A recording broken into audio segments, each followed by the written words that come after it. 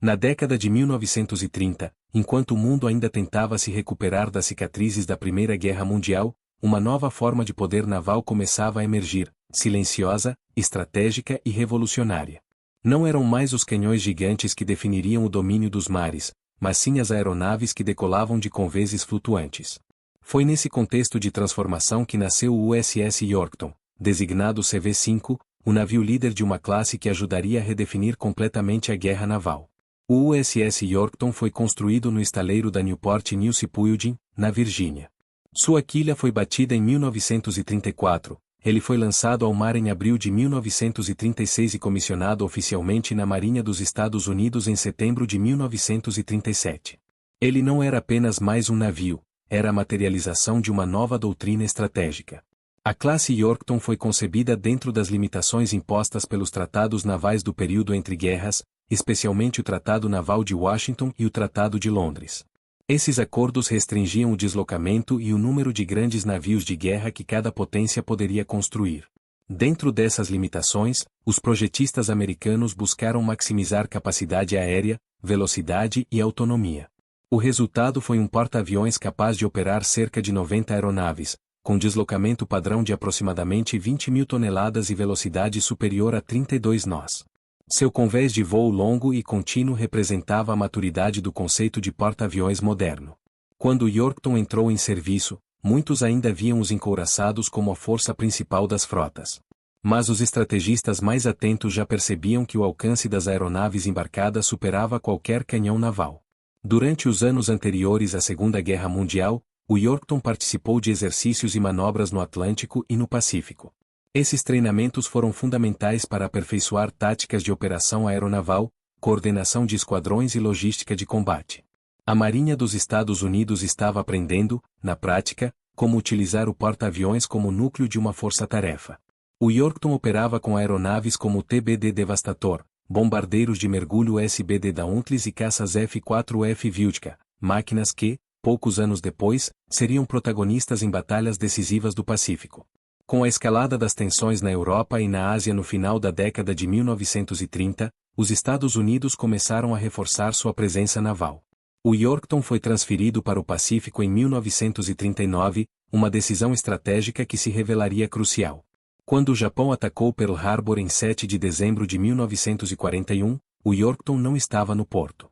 Ele encontrava-se no Atlântico, realizando patrulhas de neutralidade.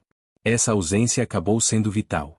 Enquanto muitos encouraçados americanos eram danificados ou afundados no ataque, os porta-aviões, incluindo o Yorkton, permaneceram operacionais.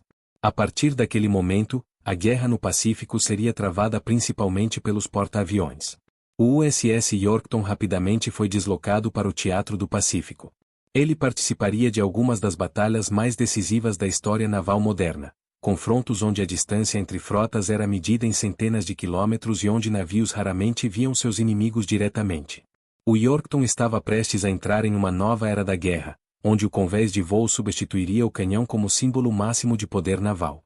Mas antes de mergulharmos nas batalhas que o tornariam lendário, Mar do Coral, Midway, é fundamental entender como esse navio e sua tripulação se prepararam para enfrentar um conflito que mudaria para sempre o equilíbrio global. Após o ataque a Pearl Harbor, os Estados Unidos precisaram reagir rapidamente.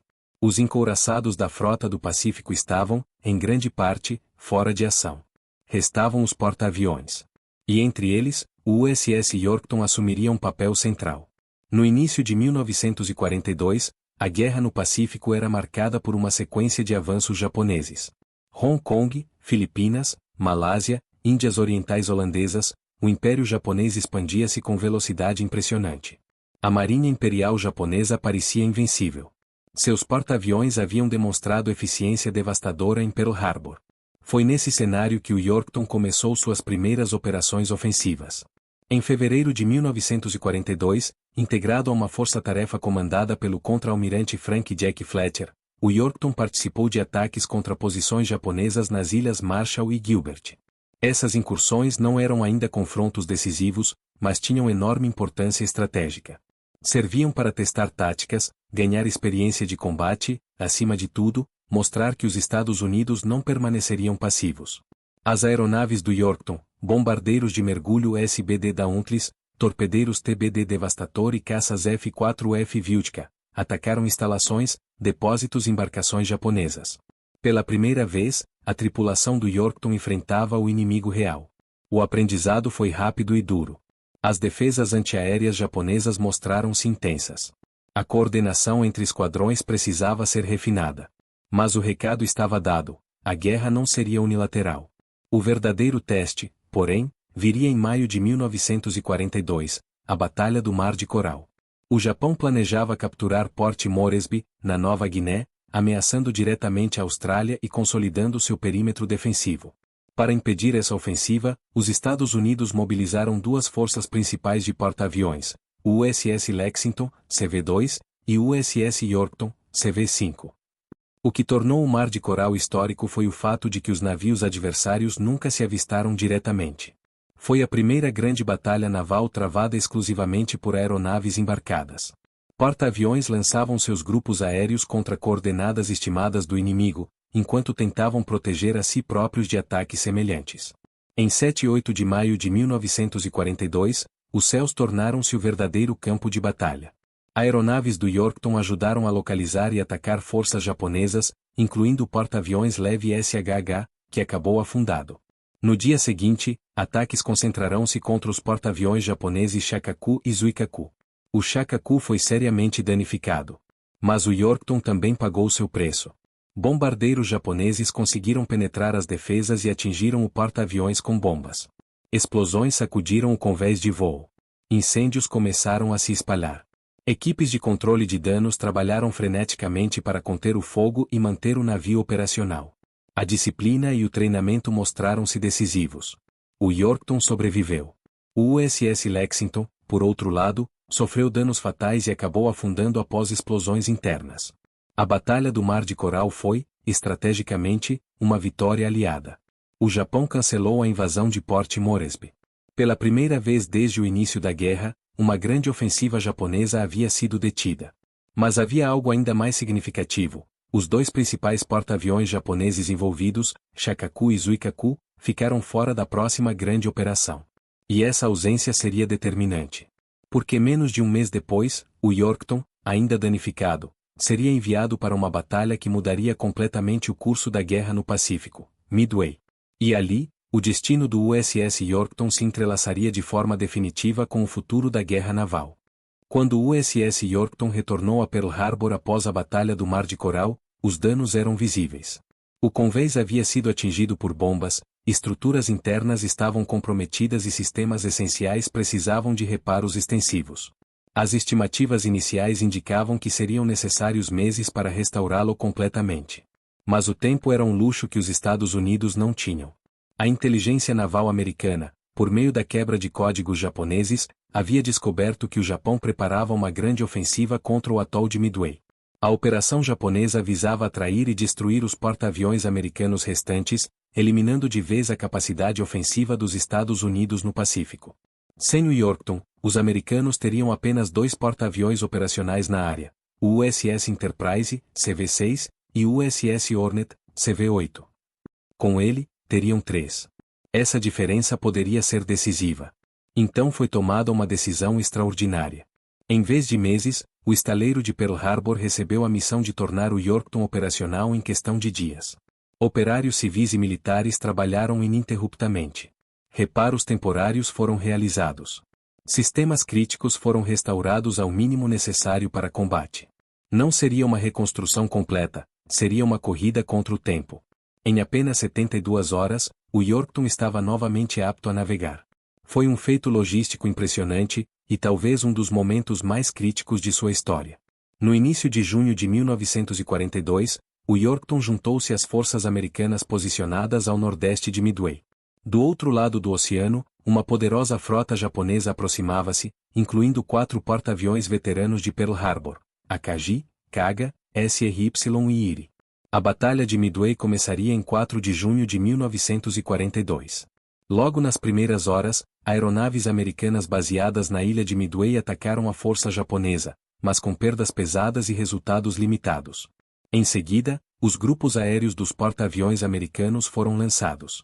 O Yorkton enviou seus esquadrões para localizar e atacar o inimigo.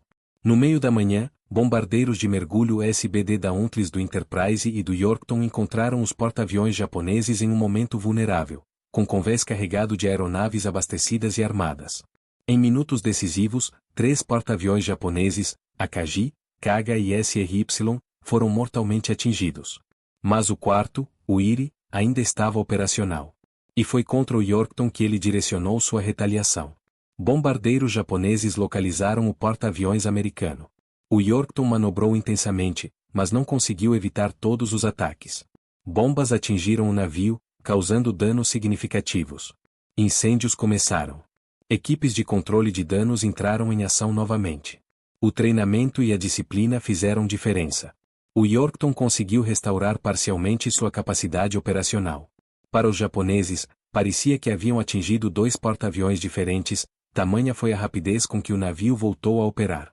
Mas o Iri lançou uma segunda onda de ataque. Desta vez, torpedos atingiram o Yorkton. O impacto foi devastador. O navio perdeu energia elétrica. Começou a adernar perigosamente. A situação tornou-se crítica. O capitão Elliot Buckmaster ordenou que a tripulação abandonasse o navio. Mais de 2.000 homens evacuaram de forma organizada. O Yorkton, ainda flutuando, foi posteriormente rebocado na tentativa de salvá-lo. Enquanto isso, bombardeiros americanos localizaram e destruíram o Iri, completando a virada decisiva da batalha. Midway tornou-se o ponto de inflexão da guerra no Pacífico. O Japão perdeu 4 porta-aviões experientes e tripulações altamente treinadas. A iniciativa estratégica mudou de mãos. Mas a história do USS Yorkton ainda não havia terminado. Mesmo gravemente danificado, ele permanecia à tona. Havia esperança de salvá-lo. Essa esperança, porém, seria interrompida por um inimigo invisível sob as águas. Após os torpedos lançados pelas aeronaves do Iri, o USS Yorkton permaneceu à deriva, adernado, mas surpreendentemente ainda flutuando.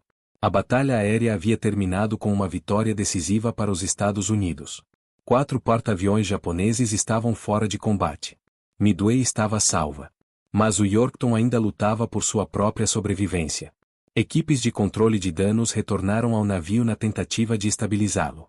O destroyer USS Amman posicionou-se ao lado do porta-aviões para fornecer energia elétrica e auxiliar nos esforços de contenção de alagamentos. Bombas d'água foram acionadas. Mangueiras serpenteavam pelo convés. Engenheiros trabalhavam em compartimentos parcialmente inundados. Havia esperança real de que o navio pudesse ser salvo. Durante horas, o trabalho avançou. O adernamento foi parcialmente controlado.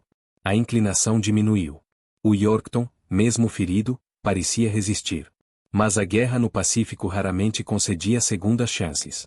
No dia 6 de junho de 1942, o submarino japonês I-168 conseguiu penetrar a tela de proteção americana.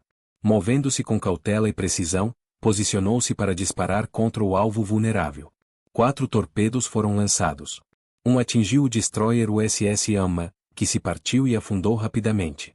Outros torpedos atingiram novamente o Yorkton. As explosões causaram danos adicionais devastadores. Compartimentos já fragilizados foram novamente inundados. A estabilidade do navio foi comprometida de forma irreversível. A esperança de salvar o porta-aviões começou a desaparecer. Durante a noite, o Yorkton permaneceu flutuando, inclinado e silencioso. Mas o mar lentamente fazia seu trabalho. A água continuava a penetrar no casco. Na manhã de 7 de junho de 1942, o USS Yorkton finalmente cedeu. Ele virou e afundou no Pacífico, levando consigo parte da tripulação que não conseguiu escapar e selando sua própria história como um dos navios mais importantes do conflito. O impacto emocional foi profundo. O Yorkton não era apenas um navio, era um símbolo da resistência americana nos primeiros meses difíceis da guerra. Ele havia combatido no Mar de Coral. Havia sido reparado em tempo recorde.